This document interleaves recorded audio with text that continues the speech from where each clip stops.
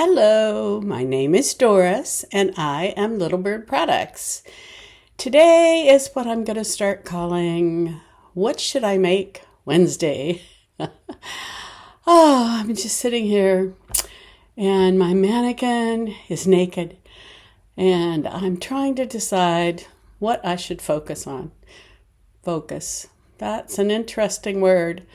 Sometimes I just don't have any focus. So I have a list of things that I could make. So I think I'm going to ask you what you think I should make. I'm going to run down through the 7 things. I know that's a list. 7 things that I think I need to make, but I don't feel inspired right now to necessarily make any of them. So I have to figure out how to get some inspiration back in my life. So I'm going to start with the list, and then I'm going to ask you to comment and tell me what you would like to see me make. And maybe I'll make it, be inspired, and maybe I'll make something else entirely.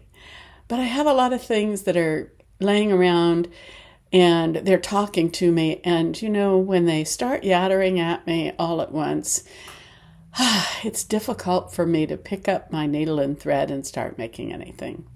The first one is I was going to focus this year totally on upcycling my jackets, and I do have some really beautiful jackets, and I have some of them hanging in my closet. So every time I go in and out of my closet in the morning, I look at them, I touch them, and I think, and they're all clamoring. They're saying, make me, make me. So one is making a duster jacket. I've had a couple of people ask me to make some things that are longer. And by longer, they've said at least 6 inches longer. And that makes them pretty much duster length, because I always try to make, my shirts and tunics and things at least 28 inches long in the front and 30 inches long in the back. So 36 inches long is pretty much duster length, and I try to make them floaty. So I'm really leaning towards jackets, but as the weather gets warmer here, I have a really difficult time making anything that requires cool weather to wear it. And once it gets up to the 70s, I can't hardly even stand to wear sleeves because I'm a warm-hearted lady. That's what I'm going to say. I would say I'm one hot grandma, but I'm not going to do that. The second thing that I could make, and I was a little bit inspired by watching some of my other YouTube peeps, and that's men's shirt upcycle, and I do have a stash of some really lovely men's shirts. And what she used was a pattern from the Matchy Matchy Sewing Club that I have made before, and I kind of like it. It's straight in the front, and then underneath the sides, it's gathered. And then she made 3/4 inch sleeves. I think she's going to make them a little longer next time. I think I would leave them 3/4 inch length and make them maybe with an elastic band so you could push it up or push it down a little longer. So I have those things running around in my head. And that would be kind of a neat challenge because I like using multiple shirts and mixing and matching them. So upcycled men's shirts would be, option number 2. Now, the third one, which I'm really itching to get at because there's one that I'd like to make for myself, is a graphic t-shirt tunic. And I like black. I wear a lot of black with white hair. Black is something that's my color choice. And then I like, some graphics in it and something else to show it off. And I do have a couple of shirts that I really like the graphics on that I would like to, what I do is I leave the main panel, the graphics, and then I take off the sleeves, and I use the sleeves for the pockets, and then I take another t-shirt that's complementary and make the sides out of it, and that upsizes the t-shirts too. And then those, I think that I would make them tunics, but make them a little longer to help satisfy the young lady who asked for something that was 6 inches longer. So it'd be more like a tunic dress. Mine wouldn't necessarily be quite that long, but I would make something just for me. And then if it turns out really beautiful and I feel compelled to sell it, well, you might see that in my store. So that's option number 3. Now, option number 4 is one that for me, I think it would get me out into my sewing room, and once I'm out there and I start things, I tend to get inspired. I found another bucket hat pattern that has a little smaller brim, and I'm liking the ones that are slightly smaller. And this one, it looks like it's an easier to make pattern because instead of having multiple pieces, it starts out with one big circle that you end up folding and you're cutting a different way. So it's a learning experience for me to learn how to do the bucket hats that way. And I have a lot of really beautiful, just super cute print cotton fabric. And I'm thinking instead of doing denim on the one side, I would do cotton on both sides and make it a little lighter weight hat, which is perfect for the summer. And I'm kind of anxious to try that to see how that would turn out. I might work on that hat first just to get my little fanny out into the sewing room, because once I get out there, I get inspired and then I don't want to stop. So the new hat pattern is option number 4. Now the 5th option I already have hanging on a mannequin, which I do often to try to get inspired. I have it hanging on a mannequin out in my sewing room, and that is a new sweatshirt with some really pretty lace ribbon kind of gathered pieces on it that I have, and it would be it's a lighter weight shirt, but it's in one of my favorite light aqua green colors, and that is one of my favorite colors, and it would be all lacied up with that. So because I do have it hanging there, I might get inspired to do that, but it is a sweatshirt, a sweet shirt, and weather is getting warmer here, even though it's been rainy the last few days, and it's only going to get to 70 today. So with it just being 70 in the evening, you could wear a sweet shirt and just dress up whatever you have on. So that's lacy sweet shirt would be option 5. Option 6 is what I'm calling my mystery midweek inspiration. And that's a whatever I want to make off the list.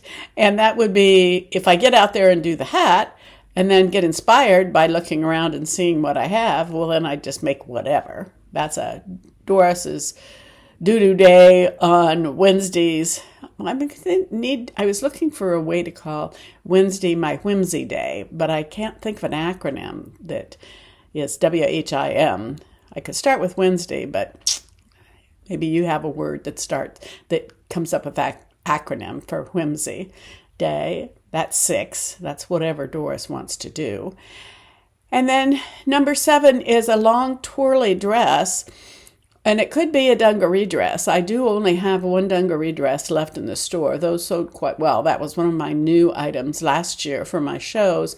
And basically it's the waist of denim jeans is part of the bodice. And then I put lightweight twirly dress fabric on the bottom. Or sometimes I've used men's shirts for the bottom. But I think this one would be a twirly dress. And meld that with the whole dungaree makeup. And that's a fun make because I get to dig through my stash of whimsical dresses to put that together. So that's number 7. So that's 7 choices. Let me repeat them for you, and you can help me by putting in the comments what your choice would be. 1 is a duster jacket. 2 is a men's shirt upcycle. 3 is the graphic tee tunic dress. You like that? Graphic tee. It's probably easy. 4 is the new hat pattern. 5 is the lacy sweet shirt. 6 is the mystery inspiration product. I could call that the MIP. Mystery inspiration product. MIP. And then 6 would be the long twirly dress or dungaree dress, whatever we want to call that. So that's 7 choices. So please vote for your favorite in the comments, and then we'll see what I've come up with. And I'll post tomorrow and let you know what I did go out and make today. And then I'll let you know what my plans are. So please hurry up and vote. And thank you for joining me here again today. I'm going to try this week a little something different for my YouTube channel. I'm going to try posting a little something every day just to kind of let you know how it happens. And it also it lets me be inspired to get up and put a little lipstick on and be a little face, and you can join me here for tea or coffee or whatever, or just have me running while you're sewing and while I'm yattering away. And you can just watch all of my videos all at once. Oh, and be sure and watch my posting that I did yesterday for the Lubbock Arts Festival that I went to. That was really an experience and fun, because I normally don't do any spring shows, and this one I didn't sell my things. I helped out my friend, the Tooth Collector Fairy author. So it was very interesting to see what the other participants were selling, and it was an arts festival.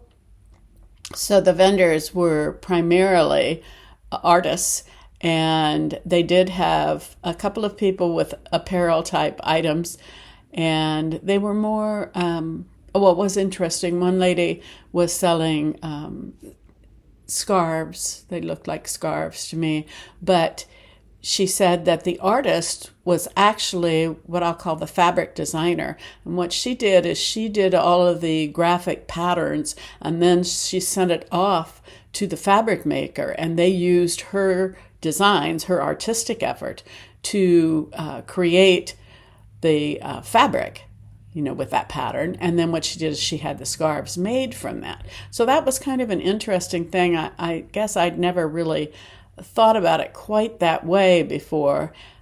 If you follow Tina Gibbons at all, that's how Tina Gibbons started out. She does make and sell patterns and makes clothes and things now, but she was at one point in her career primarily what I'll call a graphic artist, where she did the designs that were then printed on the fabric, and then she made a lot of her clothing using that fabric. So that was kind of an interesting concept for me, something that I didn't necessarily think about. It wasn't at the forefront of my mind, but to see these fabric artists, and there were two of them, there might have been three, there were two of them there. And then there was another young lady that was in there, and I think they called it the emerging artist category, because she has a full-time job that doesn't have anything to do with her makes, and she takes vintage materials, and in her case, they were quilts, and she made clothing out of that. So a lot of us do that. But this nice young lady, she had, her pieces were beautiful. It was obvious she spent a lot of time on them. And they were all made from vintage quilts. And there was a lot of interest in her booth. So it was a very fun show. If you haven't watched that video, I'll link it here. And you can watch that. That's a little longer one. So let me know what you think. Put in the comments what you think I should be working on. And we'll see what I did work on when I record tomorrow. So have a great week. Bye.